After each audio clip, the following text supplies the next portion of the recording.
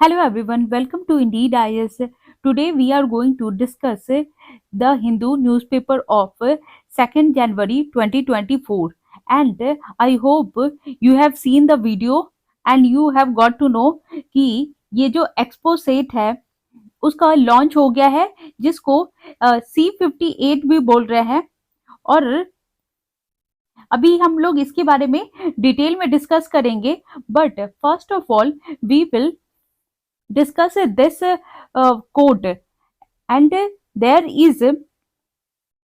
no easy way from the earth to stars और ये जो साइंस एंड टेक का है ये इसके लिए भी मैटर करता है एंड देन ये जो there is no easy way from earth to the stars तो ये सारी चीजों के लिए ही डिफाइन करता है कि कैसे हार्डवर्क से आप है ना कोई भी चीज को अगर कुछ भी स्टार्ट करते हैं तो उसके लिए हार्डवर्क तो लगता ही है वेदर इट इज कि यूपीएससी का प्रिपरेशन हो या स्टडी हो या फिर डेली का कोई काम हो या आपने जो रेजोल्यूशन बनाया है या डेली का टास्क है तो वो कुछ भी करने के लिए आपको स्पेशल एफर्ट लगाना ही पड़ेगा और स्पेशल आपको जोर देना ही पड़ेगा तभी जाके ये कंप्लीट हो पाएगा और ये जो साइंस एंड टेक का जो आर्टिकल है उसके भी रेस्पेक्ट में है कि कैसे क्या पहले कभी किसी ने सोचा था कि कोई चांद पे जा सकता है या फिर सूरज का कोई स्टडी कर सकता है और अभी जो ये एक्सपो सेट है वो ब्लैक होल की स्टडी के लिए जाएगा तो ब्लैक होल अभी हम लोग ये सारी चीजें डिटेल में देखेंगे एंड तो ये इसी चीज के लिए है कि इफ इन केस अगर this kind of articles phrase और कोट अगर मेंस के आंसर में अगर मेन पेपर में आ जाता है तो आप वो लिख सकते हैं एंड देन ये एसे में भी अगर आता है तो यू कैन राइट कि ये there is no easy way from the earth to stars कि अगर कुछ भी हम काम करने का सोचते हैं या फिर कुछ काम करने हम लोग जाते हैं तो कुछ किसी भी चीज का जो इजी सॉल्यूशन वो हमें ढूंढना पड़ता है कि कैसे वो निकलेगा कोई भी काम आसान नहीं होता है हमें उसके लिए स्पेशल एफर्ट लगाना ही पड़ता है एंड ये किसने दिया है this quote is given by Seneca और इन्होंने ही ये बताया है एंड देन कि चलिए हम लोग देखते हैं कि कौन कौन से आर्टिकल वी विल डिस्कस तो फर्स्ट वी विल डिस्कस ये XPoSat in orbit to study black holes and to study neutron stars तो ये वाली आर्टिकल हम लोग डिटेल में देखेंगे और इसी का जो आर्टिकल है ये कंटिन्यूएशन में रहेगा एंड देन इसी का एक आर्टिकल एडिटोरियल भी है तो एडिटोरियल का भी हम लोग दो आर्टिकल डिस्कस करेंगे जो इम्पोर्टेंट आर्टिकल है तो लेट्स सी कौन से वो दो आर्टिकल हैं So we will discuss this article sign of the future which is also based on ये PSLV C58 तो ये हम आर्टिकल देखेंगे and then we will see reigniting the flame of India Korea defence cooperation तो हम लोग ये भी इम्पोर्टेंट आर्टिकल है तो इसको भी देखेंगे कि इंडिया एंड ये जो कोरिया का ये जो डिफेंस कोऑपरेशन कैसा चल रहा है और इंडिया एंड कोरिया का रिलेशन क्या है कैसा है तो हम लोग ये भी देखेंगे एंड ये आर्टिकल इम्पोर्टेंट है क्योंकि अभी जो है 1 जनवरी को ही ये 1 जनवरी 2024 को ही ये लॉन्च हुआ है तो इसीलिए ये आर्टिकल इम्पोर्टेंट हो जाता है एंड ये हमारे साइंस एंड टेक का जो पार्ट है तो साइंस एंड टेक के लिए भी बहुत इंपॉर्टेंट है बिकॉज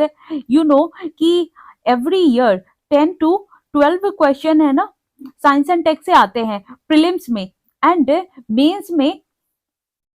5 to 10 क्वेश्चन आते हैं तो इसीलिए ये हमारा ये जो साइंस एंड टेक का जो पार्ट है और इसमें हम लोग सारी चीजें देखेंगे कि ये कैसे स्टडी कर रहा है या फिर इसके जो टर्म्स है कि पेलोड क्या होता है सैटेलाइट क्या होता है पोलैरिमीटर क्या होता है तो we will see and we will discuss in detail way तो चलिए डिस्कशन स्टार्ट करते हैं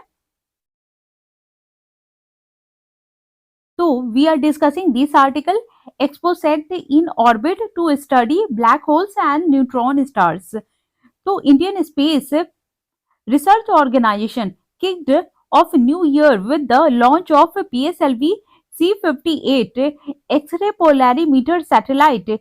इसी को एक्सपोसेट बोला जा रहा है मिशन ऑन मंडे, और ये 1 जनवरी 2024 को ही लॉन्च हुआ है। एंड ये इसरो के जो चेयरमैन है हु हैज सेड कि this is the gift from our side to our nation, कि ये सक्सेसफुली लॉन्च हो गया है, इसीलिए उन्होंने बोला कि ये हमारी तरफ से गिफ्ट है पूरे नेशन को। तो देखते हैं इसके बारे में हम लोग। ये जो पीएसएलवी है वो 16th मिशन अभी लॉन्च हुआ है, जो लिफ्ट किया गया है ये मॉर्निंग में 9 o'clock और 10 AM में। और कहाँ से ये इंपॉर्टेंट है, क्योंकि ये जितने भी यूपीएससी में तो नहीं, लेकिन ये जो एसपीएससी है, मतलब स्टेट पब्लिक सर्विस कमीशन, ये पूछ लिया जाता है कि ये जो लॉन्च हुआ है एक्सरे पोलैरिमीटर सैटेलाइट, और ये कहाँ से हुआ है, तो ये हुआ है सतीश धवन स्पेस सेंटर जो श्रीहरिकोटा है वहां से। और श्रीहरिकोटा कहाँ पे पड़ता है, ये आंध्र प्रदेश में। क्योंकि I have seen a question जो बीपीएससी में आया हुआ है ये लास्ट टू लास्ट ईयर, कि श्रीहरिकोटा कहाँ पे लोकेट करता है, तो उसका आंसर था आंध्र प्रदेश। तो चलिए, तो ये सतीश धवन जो है space centre in Sriharikota 22 minute later launch the XPoSat, and ये सक्सेसफुली लॉन्च हो गया है इंडिया में। और इसका कैटेगरी जो है इलाइट कैटेगरी का है, जो क्या करेगा, जो second nation to send observatory to study astronomical sources. अगर ये सक्सेसफुली अपना काम कर लेता है तो इंडिया जो है वो सेकेंड कंट्री बढ़ जाएगा जो स्टडी करेगा किसकी, ब्लैक होल की, न्यूट्रॉन स्टार्स की, अमोंग अदर्स है। तो ये बहुत इंपॉर्टेंट है कि इसका पर्सपेक्टिव क्या है, ये किस चीज पे वर्क करेगा, ये वर्क करेगा ब्लैक होल का, कि ब्लैक होल से जो जितने भी, अगर ये ब्लैक होल है तो ऐसी क्या चीजें हैं जो वहां पे दिखती नहीं। और ब्लैक होल हमेशा इससे जो है, जिस तरह से लाइट का रेस निकलता है या फिर पानी की जो लहरें होती हैं, अगर समुद्र का जिस तरह से ये वेव निकलता है, तो उसी तरह ब्लैक होल से भी ये सारी जो है वो लाइट निकलती रहती है, और ये वेव, इसी को वेव बोलते हैं। तो इसी वेव की ये स्टडी करेगा, और जो न्यूट्रॉन स्टार्स है ये उनकी भी स्टडी करेगा। तो ये सारी चीजें इंपॉर्टेंट है। और ये लॉन्च कब हुआ है, जनवरी 1 2024 को। और ये दूसरा सक्सेसफुल मिशन है पीएसएलवी का, क्योंकि और ये जो है पीएसएलवी C58 वो प्लेस किया गया है प्राइमरी सैटेलाइट, और उसी को बोलते हैं XPoSat, in the desire orbit of 650 kilometre with 6 degree inclination. तो इस तरह से इसको लॉन्च किया गया है। एंड देन देखते हैं जो इसरो के चेयरमैन है एस सोमनाथ, उन्होंने कहा है कि ये सक्सेसफुली लॉन्च हुआ है, और ये जो एक्सपोसेट है वो सिर्फ सेकेंड एक्सरे पोलैरिमेट्री है मिशन है जो वर्ल्ड में। तो ये जो है ना, ये सेकेंड है। अभी इंडिया जो बहुत ज्यादा अच्छा वर्क कर रहा है after NASA imaging X ray polarimetry explorer. तो पहले जो है, पहले पूरे वर्ल्ड में नासा ने ये स्टार्ट किया था, नासा ने ये लॉन्च किया था। एंड सेकेंड जो है वो हमारा भारत है, हमारा इंडिया। तो और ये कब लॉन्च हुआ था, अभी तो ये जो एक्सपोसेट ये 2024 में लॉन्च हुआ है, लेकिन इससे पहले जो लॉन्च हुआ था नासा ने, तो वो कब किया था, 2021 में। एंड देखते हैं ये स्पेस बेस्ड जो पोलराइजेशन मेजरमेंट करेगा किसका, एक्सरे एमिशन का, जो कहां से निकलता है, ये सेलेस्ट्रियल सोर्सेज। और सेलेस्ट्रियल सोर्सेज किसको बोलते हैं, ये जितने भी सेलेस्ट्रियल बॉडी होती है, तो जो अर्थ हो गया, मून हो गया, फिर सन हो गया, तो और स्टार्स हो गए, तो ये सारी चीजों को ना ये सेलेस्ट्रियल बॉडी बोली जाती है। और यहाँ से जो रेस निकलेंगी ना, ये सारी चीजों से रेस निकलता है। एंड और स्टार से जो रेस निकलेगी या ब्लैक होल से जो रेस निकलेगी, तो ये उसी की स्टडी करने वाला है। एंड हम लोग देखते हैं कि इट कैरीज 2 पेलोड्स, नेमली पॉलिक्स, जिसको पोलैरिमीटर इंस्ट्रूमेंट भी बोलते हैं इन एक्सरे, एंड एक्सपेक्ट जो एक्सरे है, स्पेक्ट्रोस्कोपी एंड टाइमिंग। जो पॉलिक्स है उसको डेवलप्ड किया गया है रमन रिसर्च इंस्टीट्यूट से। तो ये इंपॉर्टेंट है हमारे लिए कि ये जो पॉलिक्स है उसको रमन रिसर्च इंस्टीट्यूट भी वहां से इसको लॉन्च किया गया है और डेवलप किया गया है। और ये जो एक्सपेक्ट है उसको कहाँ से किया गया है, ये जो स्पेस एस्ट्रोनॉमी है ग्रुप ऑफ यूआरएससी बेंगलुरु में, तो वहां से डेवलप किया गया है। एंड ड्यूरिंग द मिशन ये जो पीएसएलवी है तो ऑर्बिटल एक्सपेरिमेंटल मॉड्यूल 3, और ये इसको ये पीओईएम बोल रहे हैं, और ये जो एक्सपेरिमेंट है वो भी किया गया और एग्जीक्यूट किया गया ताकि ये जो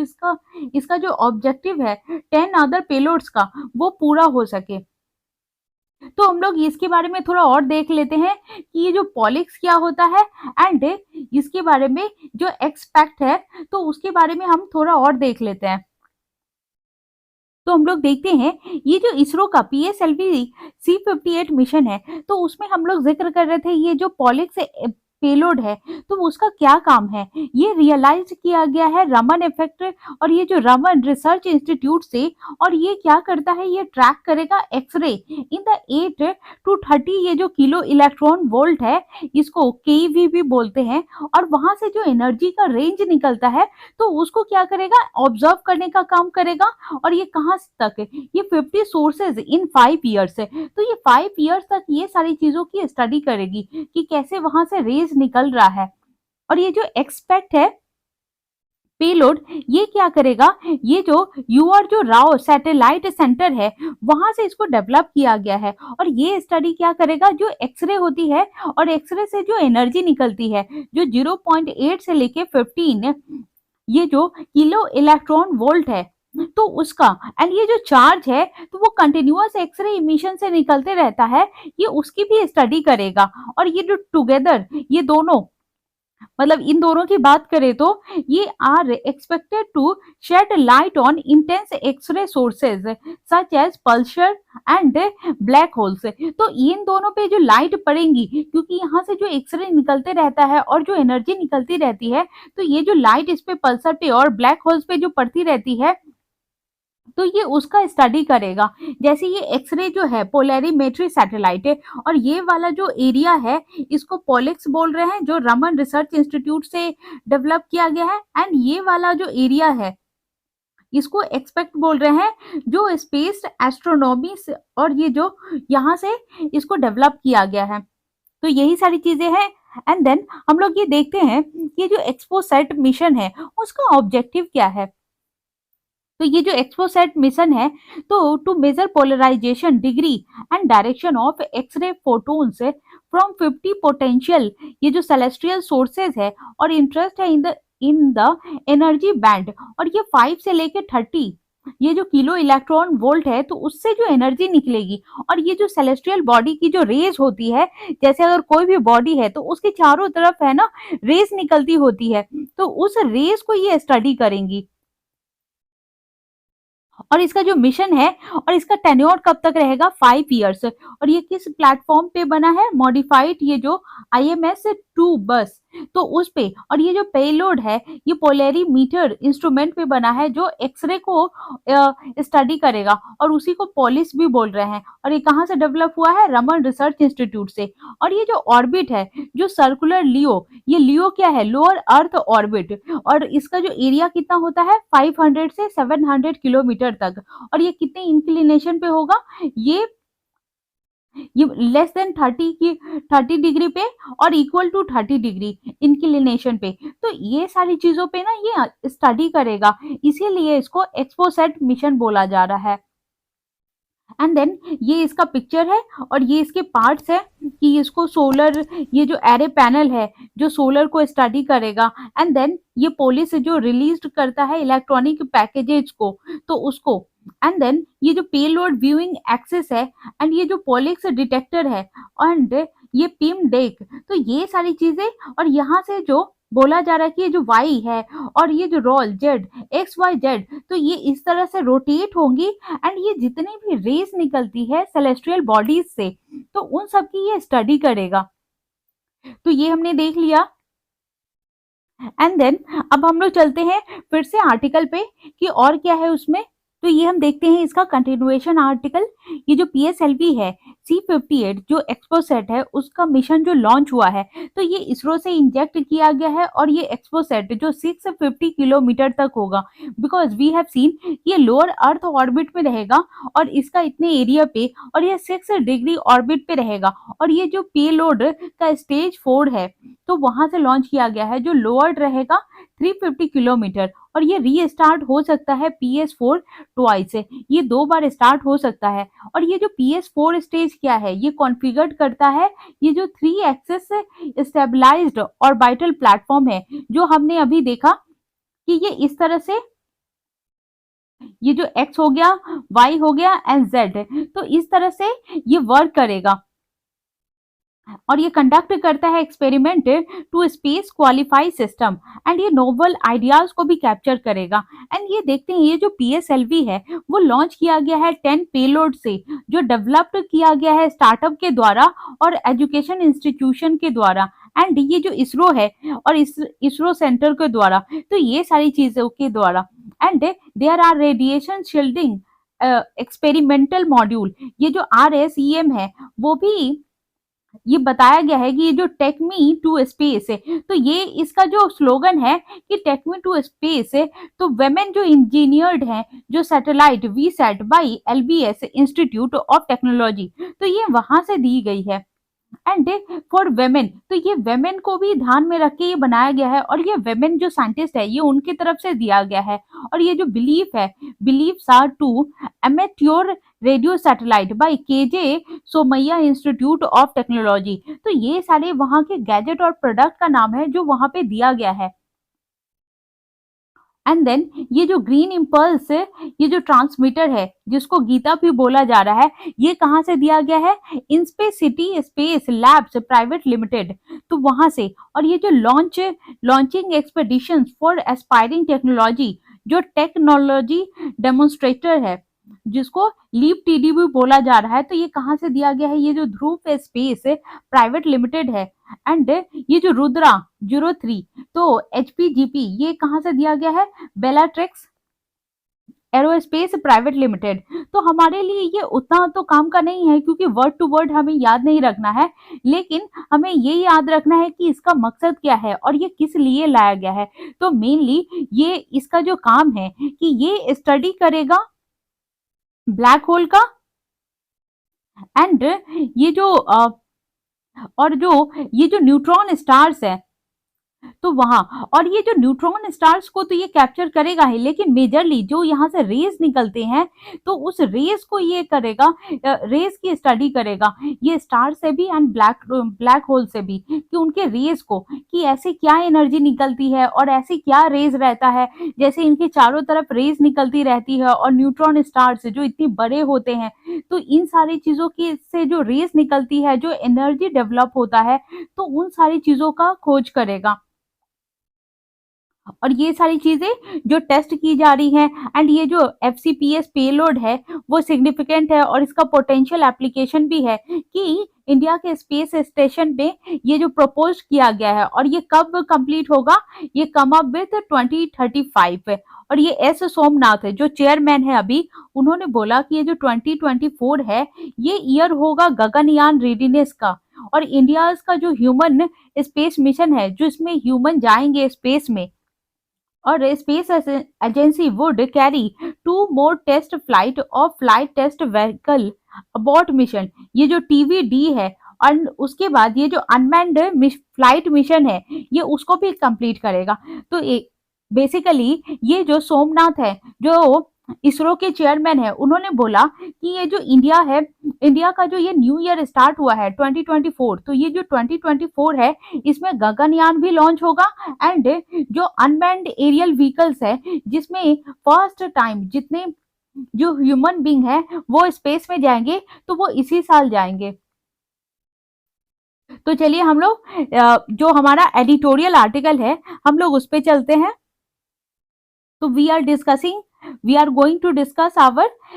एडिटोरियल आर्टिकल, तो साइन ऑफ द फ्यूचर, कि ये फ्यूचर का साइन दिखा रहा है कि कैसे ये जो PSLV C-58 मिशन का लॉन्च हुआ है, तो वो किस चीज का सिंबल है। ये सिंबल है डिमांड से बीइंग मेड ऑफ इसरो, कि इसरो की जो भी डिमांड है वो इसरो अच्छे से फुलफिल कर रहा है, तभी हमारा ये जो सक्सेसफुली लॉन्च हुआ है। और ये वर्ल्ड में सेकंड है, क्योंकि फर्स्ट जो है अमेरिका, जो हमने वी हैव सीन ऑलरेडी कि उसने 2021 में लॉन्च किया था सक्सेसफुली, एंड इंडिया ने लॉन्च किया है अभी 2024 में सक्सेसफुली।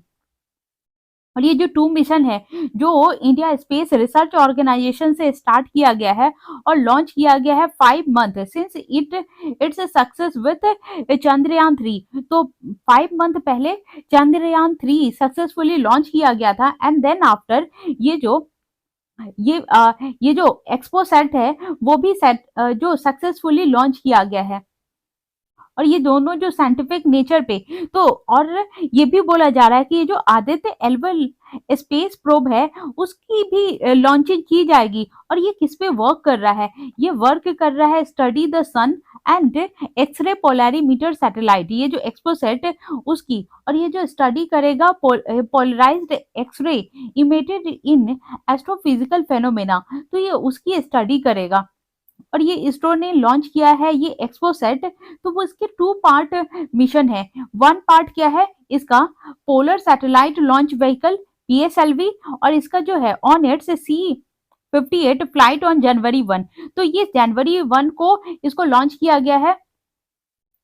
और ये बोल रहे हैं कि ये जो सेंस ऑफ डिस्कवरी है, क्योंकि साइंस से जो ओरिएंटेड मिशन है जो exceptional in their own right है, और जो भी चीजें पता लग रही है कि इस पे खोज करना चाहिए और ये जरूरी है, तो उस पे किया जा रहा है। और उसका एग्जाम्पल है एक्सपोसेट, तो only the second space based experiment है, क्योंकि फर्स्ट तो नासा ने किया है एंड देन ये इसरो ने किया है।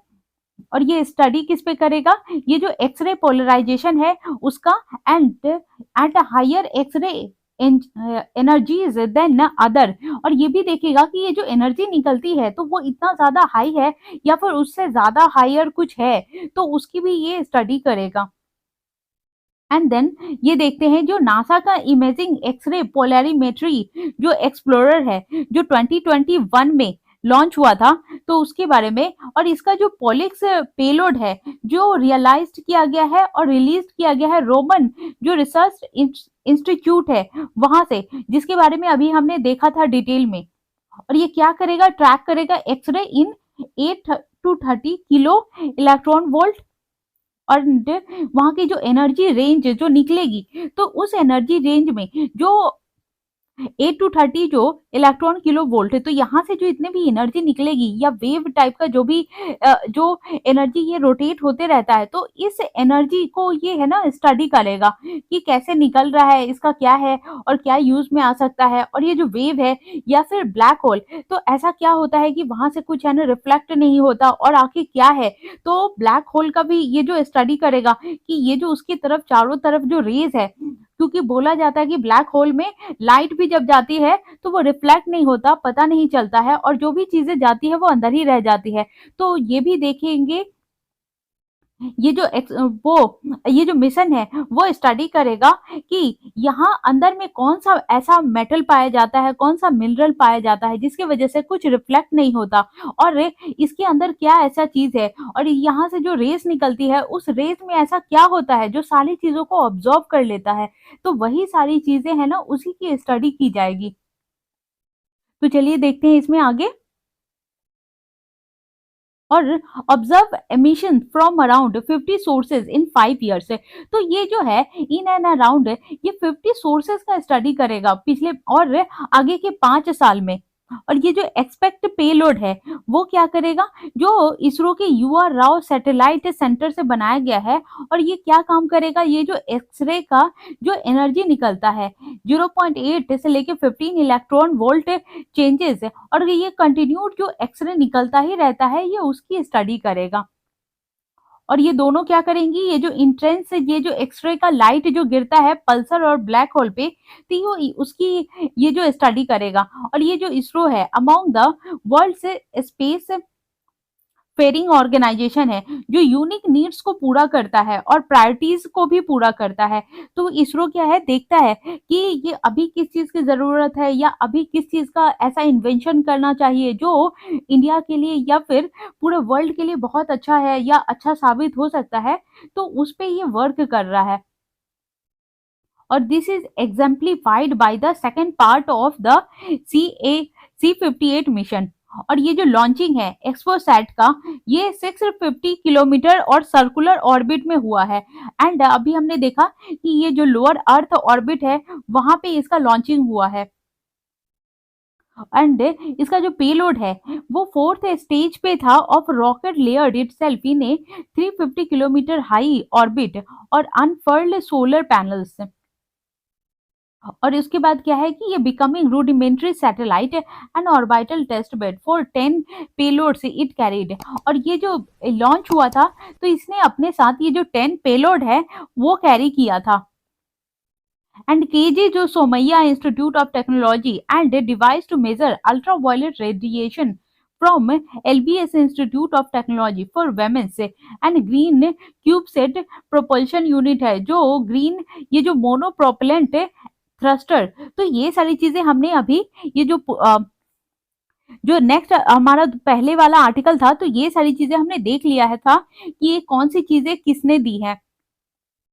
अब देखते हैं ये जो इनका जो C58 का मिशन क्या है वो क्या रिप्रेजेंट कर रहा है। तो ये union of the aspiration of professional scientist. तो ये जितने भी प्रोफेशनल साइंटिस्ट हैं उनका एस्पिरेशन क्या है कि ये जो एस्पायरिंग जो स्टूडेंट्स हैं ये उन्होंने साइंटिस्ट के साथ मिल करके ये वर्क किया है। और जो इंडिया का प्राइवेट स्पेस फ्लाइट है सेक्टर, तो उसने भी ये मिल करके काम किया है। और दिस अगेन इज ए, ये जो vignette of the demand of ISRO itself as it navigate an era in which permanent lunar station seems inevitable। और ये बोला गया है कि इसमें जितने भी स्टूडेंट है जो साइंस से रिलेटेड है एंड जो प्राइवेट सेक्टर है उसने भी मिलकर के बहुत हेल्प की है। एंड ये जो है इसका काम क्या है, ये जो टेक्नोलॉजिकल कैपेबिलिटीज है उसको बढ़ाना। और ये किस चीज पे बेस्ड है, ये जो साइंटिफिक मिशन पे तो उस पे बेस्ड है। और human kind knowledge of the universe है कि इसका काम क्या है कि नॉलेज जो है ना वो बढ़ाने का काम कर रहा है। और कौन सा, ह्यूमन काइंड का। तो यही सारी चीजें हैं इस आर्टिकल में। Now we are moving towards the next article जो एडिटोरियल आर्टिकल है हमारा। तो we will see this article reigniting the flame of India Korea defence cooperation. और अभी ये न्यूज में क्यों है, क्योंकि ये जो इंट्रिकेट और टेपेस्ट्री है और ये जो ग्लोबल पॉलिटिक्स है डिफेंस कोलेबोरेशन का, तो उसकी वजह से ये न्यूज में है। क्योंकि ये जो एमर्ज कर रहा है फाउंडेशनल इम्परेटिव और ये क्रूशियल है कि ये जो प्रिजर्वेशन है और इंटरनेशनल पीस है उसको प्रिजर्व रखने के लिए ये जो बाकी कंट्रीज का अदर कंट्री के साथ ये जो नेशनल इंटरेस्ट होना बहुत जरूरी है ताकि वहां पे पीस बना रहे और स्टेबिलिटी बना रहे। और ये जो रिसेंट डिप्लोमेटिक ओवरट्यून ड्यूरिंग द विजिट ऑफ, अभी वहां पे जो कोरिया में ये इंडिया के जनरल मनोज पांडे और जो चीफ ऑफ आर्मी स्टाफ है इंडिया के, उन्होंने विजिट किया था नवंबर 2023 में। और उसके बाद ये जो रिपब्लिक ऑफ कोरिया है वो सिग्निफाइज किया है कि critical juncture between trajectory India Korea defence relation. तो ये सारी चीजें जब उन्होंने वहां पे विजिट किया तो ये सारी चीजें निकल के आई कि कैसे ये जो इंडिया और कोरिया का है ना वो उनके जो डिफेंस कॉपरेशन है उसमें इन्हांसमेंट होना चाहिए। और उसके लिए ये एग्जामिन करना होगा और ये देखना होगा कि क्या क्या अपॉर्चुनिटीज की जरूरत है, कि कैसे वहां पे जो म्यूचुअल ग्रोथ है मतलब इंडिया और कोरिया का, कि कैसे वो म्यूचुअल ग्रोथ कंप्लीट होगा। तो वो सारी चीजें देखना बहुत जरूरी है। एंड ये जो चैलेंजेस है that persist in the absence of A shared vision for new comprehensive defence framework. और ये बोला जा रहा है कि ये जो न्यू जो है डिफेंस ये जो फ्रेमवर्क बनाने के लिए ये जो शेयर्ड विजन की कमी है, तो उसमें क्या है कि शेयर्ड विजन लाना पड़ेगा तभी जाकर के ये जो सस्टेनेबल इमर्जिंग रीजनल पावर का ग्रोथ होगा। और ये जो पैराडिग्म में शिफ्ट बन गया है, जो कल्टीवेट करता है more profound understanding of their roles in swiftly evolving global scenario. अब देखते हैं ये जो कोरियन का व्यू क्या है इंडिया के टुवर्ड्स, और इंडियाज रीजनल रोल कि क्या मायने रखता है इंडिया कोरिया के लिए। तो ये resistant on the Korean government, अभी क्या है कि अभी स्लोगन भी चल रहा है कि वहाँ के जो अभी लोग हैं वो रेसिस्ट हो गए हैं कि इंडिया के लोग हैं ना वहां से निकल जाए और बाहर आ जाए। लेकिन अभी जरूरी क्या है कि इंडिया का रोल जो है उस रीजन में बहुत इंपॉर्टेंट है, क्योंकि इंडिया जो है वो not merely the largest consumer of defence product, but ये बहुत ज्यादा एनर्जी गेन भी करता है। तो जितने भी वहां पे प्रोडक्ट बनती हैं या डिफेंस से रिलेटेड सारी चीजें बनती हैं, तो इंडिया है सबसे ज्यादा कंज्यूम करता है। तो अगर ये कोरिया ने इंडिया के साथ रिलेशन खराब कर दी, तो फिर उसका जितना भी प्रोडक्ट है वो बिकेगा नहीं। तभी कोरिया को जरूरत है कि वो पीस एंड स्टेबिलिटी बना के रखे इंडिया के साथ, और ये जो इंडो पैसिफिक रीजन है वहां पे भी। एंड देखते हैं कि इंडिया का क्या स्टैंड है। India as standing in the opposite Soviet bloc, तो इंडिया जो है वो सोवियत ब्लॉक के अपोजिट स्टैंड कर रहा है, और ये इम्परेटिव है किसके लिए, कोरिया के लिए, टू फोर्ज ए डीपर मोर ये जो मीनिंगफुल पार्टनरशिप विद इंडिया। और ये जो दिस पैराडिग्म शिफ्ट है, ये कोरियन गवर्नमेंट के strategic thinking is indispensable for any meaningful engagement between two nation. तो अभी क्या है कि इंडिया और कोरिया का जो थॉट प्रोसेस है ना वो मैच नहीं खा पा रहा है, क्योंकि ये जो कोरिया कुछ और सोचता है और इंडिया कुछ और। तो इसीलिए थोड़ी ये जो पैराडिग्म में शिफ्ट हो गया है कि ये जो गैप आ गया है वो जरूरी है कि वो फिल हो जाए। एंड देन हम लोग देखते हैं कि ये जो ओवरशैडो हो रहा है ये जो ब्रॉडर स्ट्रैटेजिक कंसिडरेशन में, तो उसको भी फोकस करने की जरूरत है कि सिमिलरली द ये जो अनवेवरिंग फोकस है कोरियन डिफेंस में, और ये जो एस्टेब्लिश कर रहा है profit driven weapon sales to India. तो जितने भी जो वॉर हो रही है, तो उसके वजह से जो वॉर होता है, तो वॉर में क्या होता है, वेपन्स लगते हैं, और इसीलिए जो अदर कंट्रीज है चाहती हैं कि कहीं ना कहीं वॉर होते रहे ताकि उनका वेपन्स बिकता रहे। तो ये उनके लिए प्रॉफिट ड्रिवन का काम करता है। लेकिन इंडिया अभी जो है वेपन्स का कंज्यूम तो करता है, लेकिन अभी वो चाहता है कि पीसफुल और स्टेबिलिटी बन के रहे, क्योंकि इंडिया को अभी ग्रोथ करना है, और इंडिया जो है वो सेल्फ ग्रोथ पे फोकस कर रहा है। और डिवाइड ऑफ स्ट्रैटेजिक कंसिडरेशन में prove short sighted in the face of fast changing geopolitical dynamics. तो ये जो जियोपॉलिटिकल डायनामिक्स का क्या मतलब कि ये जो जियोपॉलिटिकल डायनामिक्स है कि ये जो डायस्पोरा है वो मेंटेन रहना चाहिए, और ये जो भी कंट्रीज है एक कंट्री से दूसरे कंट्री का ये जो रिलेशन है वो अच्छा बिल्टअप रहना चाहिए। एंड ये जो पावरफुल आर्म्स है जो lobbies in India and Korea pose a potential ये road block emphasizing the necessity to prioritize long term strategic goals over short term gains है। और ये बोल रहे हैं कि इंडिया और कोरिया को ये शॉर्ट टर्म्स का है ना गेन नहीं देखना चाहिए, जबकि ये लॉन्ग टर्म का गेन देखना चाहिए, और ऐसे स्ट्रैटेजीज गोल बनाने चाहिए जो लंबे समय तक चले और लंबे समय तक दोनों कंट्री को प्रॉफिट हो। और उसी के लिए जरूरी है कि ये जो इमर्जिंग कोलिशन है नॉर्थ कोरिया का, चाइना का एंड रशिया का, pose a new serious challenge to collaborative effort between two nation. अभी जो है ये नॉर्थ कोरिया वो इंडिया से कुछ खास रिलेशन नहीं है, एंड चाइना से भी इंडिया का अच्छा रिलेशन नहीं है, जबकि ये जो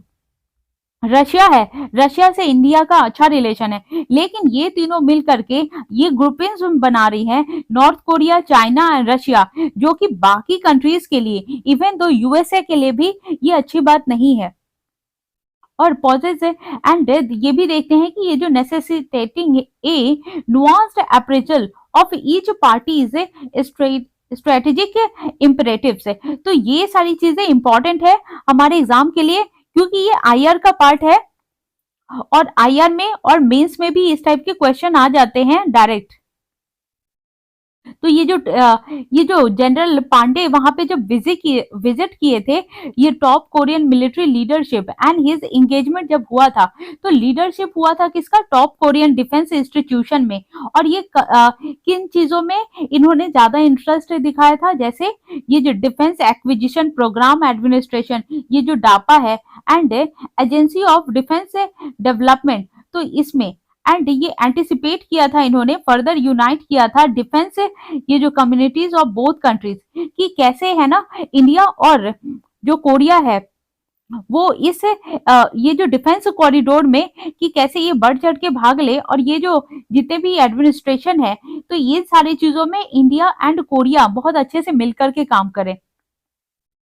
और इसमें जो है एक्सप्लोर टेक्नोलॉजिकल कोलैबोरेशन, कि इंडिया और ये जो कोरिया का इसमें कोलैबोरेशन होना चाहिए। जैसे टेक्नोलॉजिकल कैपेबिलिटीज हो गई, इंडिया एंड साउथ कोरिया जो एम कर रहा है कोलैबोरेट करने का, किसमें? डेवलपिंग एडवांस डिफेंस सिस्टम में एंड इक्विपमेंट में, कि इनको ये जो सिस्टम है डिफेंस सिस्टम एंड इक्विपमेंट में अच्छे से वर्क करना चाहिए। तो ये सारी चीजों पे कोलैबोरेट करेगा इंडिया एंड कोरिया। और जो शेयर करेगा understanding of pivotal role technology, और जो प्ले करेगा फ्यूचर में कि वो किसी भी कॉन्फ्लिक्ट से लड़ सके। और जो कि इनका ये जो कॉपरेशन है इस सेक्टर में अभी ये लिमिटलेस है, मतलब इसकी कोई लिमिट नहीं है। आगे जाके ये जो सेक्टर है ये तो रहेगा ही, और भी सेक्टर में इनका इन्वॉल्वमेंट हो सकता है। जैसे कि synergy can lead to a mutually beneficial defence technology, उसमें इंडस्ट्री में, और ये इंडस्ट्री पार्टनरशिप होगा and propelling both the countries to the forefront of innovation and reliance है। तो ये आगे चल के ये जो सेक्टर है वो और ज्यादा इंक्रीज ही करेगा, ना कि डिक्रीज करेगा। तभी यहाँ पे जो बोला गया है कि इनके जो फ्यूचर के जो प्लान है वो जो है लिमिटलेस है।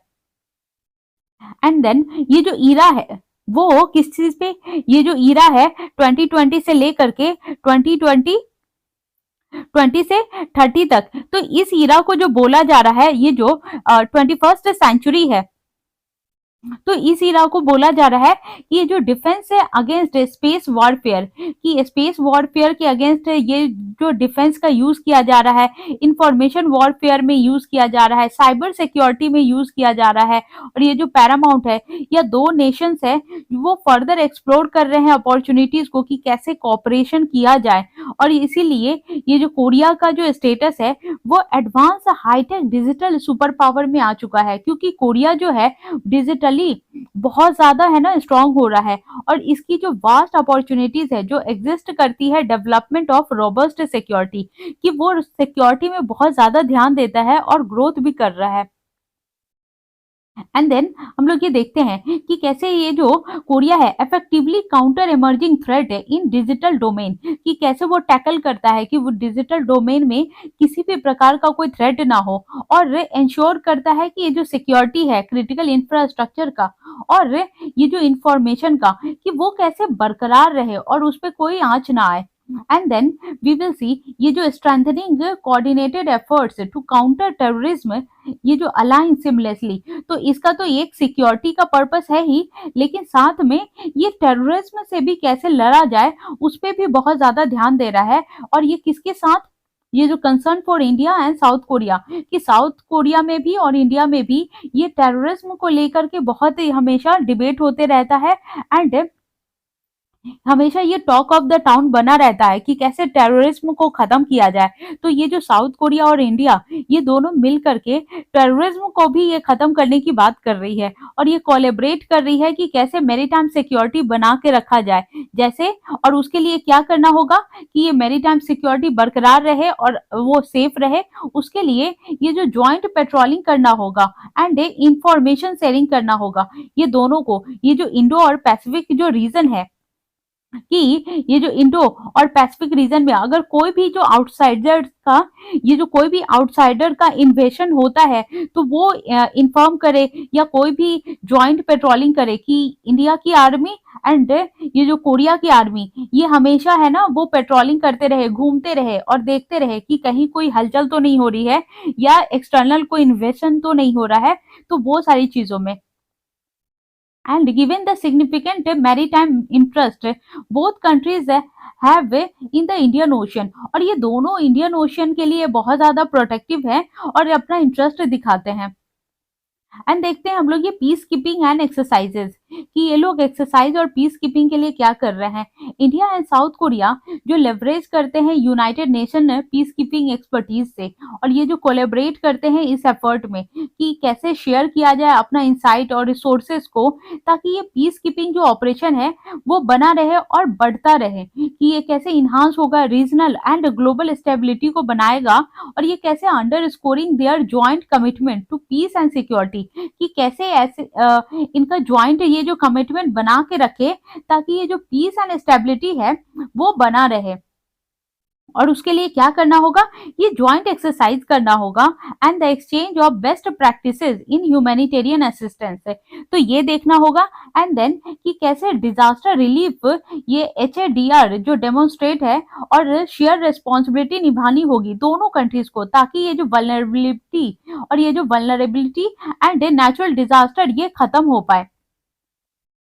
एंड लास्टली ये देखते हैं कि कैसे ये दोनों को म्यूचुअल ग्रोथ बना के रखना होगा, और ये म्यूचुअल ग्रोथ जब स्ट्रांग रहेगा तो उससे क्या होगा, ये इन्हांसिंग होगा ये ज्वाइंट आर्मी एक्सरसाइज में, फॉस्टरिंग इंटरऑपरेबिलिटी में, एंड ये स्ट्रेंथनिंग आएगा capability of both the armies है। तो ये सारी चीजें बहुत इंपॉर्टेंट है, और effective collaboration in diverse scenarios. तो ये जो पॉइंट है वो बहुत इंपॉर्टेंट है, you can write in your mains exam also. और जब ये जनरल पांडे का जब विजिट हुआ था सियोल में, तो उन्होंने क्या किया था, extension of cooperation beyond naval focus to other branches of India's arm forces. तो पहले जो नेवल एक्सरसाइजेस होती थी या मिलिट्री एक्सरसाइज होता था, तो अब इन्होंने बढ़ा करके सारे चीजों पे और सेक्टर्स में भी ये जो ज्वाइंट कोऑपरेशन करना स्टार्ट कर दिया है। एंड रिसेंट जो विजिट हुआ है जनरल पांडे का, तो उसकी वजह से reignited the flame of India Korea defence cooperation. मतलब ये जो इनका जो रिलेशन थोड़ा सा ये जो कम हो रहा था, या फिर इनके बीच का जो बॉन्डनेस वो कमजोर हो रहा था, तो ये जो जनरल पांडे हैं उनके विजिट से क्या हुआ कि ये जो बॉन्ड है वो फिर से स्ट्रांग होता हुआ नजर आ रहा है, और बहुत सारी चीजों का ये जो development cooperation and memorandum of understanding sign हुआ है, और आगे चल के ये दोनों पीस एंड स्टेबिलिटी के लिए एंड टेररिज्म के खिलाफ लड़ेंगे, और ज्वाइंट पेट्रोलिंग भी करेंगे, और बहुत सारे जो सेक्टर्स में अपना जो है वो बैलेंस बना के और कोऑपरेशन भी करेंगे। तो ये सारी चीजें हैं। अब देखते हैं इसमें कोई न्यू पॉइंट तो नहीं है। ये जो पाथ फॉरवर्ड नेसेसिटीज हैं और ये जो मेटिकुलस नेविगेशन है, तो उसमें भी ये काम करेगा, ताकि ये जो चैलेंजेस आती है कि whole hearted embrace of opportunities का, कि तो उसको कैसे टैकल किया जाए, और उसी के लिए ये स्ट्रैटेजी अच्छा करना होगा, बैलेंस्ड अप्रोच बना के रखना होगा, और coupled with adaptability to the evolving geopolitical landscape, ताकि क्या होगा, unlocking the robust and enduring defence cooperation वो स्टार्ट हो जाएगा। तो उसके लिए एडेप्टेबिलिटी बना के रखना है, और ये जो बैलेंस्ड अप्रोच बना के रखना है, तभी क्या होगा, ये जो पार्टनरशिप है तो उसमें क्या होगा, ये पीस आएगा, स्टेबिलिटी आएगा एंड प्रोस्पेरिटी आएगा। और ये प्रोस्पेरिटी कहाँ पे फुलफिल करेगा, इंडो पैसिफिक रीजन में। अगर इंडिया एंड ये जो साउथ कोरिया है इनके बीच में प्रोस्पेरिटी आ जाती है, स्टेबिलिटी आ जाती है, या फिर पीस डेवलप हो जाता है, तो ये जो रीजन है इंडो पैसिफिक रीजन, तो वहां पे भी स्टेबिलिटी आ जाएगी। एंड ये जो यूनाइटेड जो है both nation stand ready to navigate the complexities and uncertainties of the future, कि अगर इनका बॉन्ड अच्छा रहा तो आगे चल के कोई भी इस टाइप का जो है वो दिक्कत नहीं आएगा, और इनका जो पाथ है वो बहुत ज्यादा स्ट्रॉन्ग और रेजिलियंट हो जाएगा, और इनका जो बॉन्ड है वो बहुत ज्यादा स्ट्रॉन्ग हो जाएगा। तो इसीलिए ये जरूरी है कि इंडिया एंड कोरिया ये अपना रिलेशन मेंटेन करके रखे, और टाइम टू टाइम जो है वो नेगोशिएट करते रहे, ताकि इनका जो रिलेशन है वो और ज्यादा इन्हांस हो, और ज्यादा और ये इनका जो ग्रिप है और ज्यादा मजबूत हो, ताकि और भी ज्यादा चीजों में बाकी के जो सेक्टर्स हैं उसमें भी ये कोऑपरेशन बना के रखे ये लोग। तो यही है इन सारे आर्टिकल में, हमने जो है इम्पोर्टेंट आर्टिकल जो है वो डिस्कस कर लिया है। एंड जो एक आर्टिकल है, ये जो रिस्पॉन्डिंग टू द कोविड-19 सब वेरिएंट, तो ये जो JN .1 ये जो वेरिएंट आया है, तो इसकी जो है, इसमें अभी क्या है, ये न्यूज़ में बना रहेगा, लेकिन इसमें क्या है कि ये जो स्टीडली धीरे-धीरे इसके केसेस राइज़ हो रहे हैं, तो we have to take care of ourself, और आप लोग अपना ध्यान रखिए और इसका अच्छे से प्रिकॉशन लीजिए, सैनिटाइजेशन यूज़ कीजिए और गैदरिंग वाली जगह पे थोड़ा कम जाइए, ताकि अभी इसके बारे में जितने भी जो पेशेंट आए हैं, तो उससे देखा गया है कि कोई जितने भी जो वेरिएंट आए हैं और ये जो JN1 है, तो इसमें भी ये देखा गया है कि अभी तक कोई सीवियर ऐसा पेशेंट नहीं आया है जिसकी वजह से कोई दिक्कत वाली बात हो। बट स्टिल अपने आप को हमें अभी जो है ये टाइम बहुत क्रूशियल है, तो सेफ्टी के साथ चलना है और अपनी सेफ्टी बना के रखनी है और सारी चीज़ों से प्रिकॉशन लेना है कि किसी भी तरह का कोई दिक्कत ना हो। तो यही है, हमने जितने भी इम्पोर्टेंट आर्टिकल थे वो डिस्कस कर लिया है, और आप लोग इसी तरह से लाइक करते रहिए, शेयर करते रहिए एंड सब्सक्राइब करते रहिए। So thank you very much.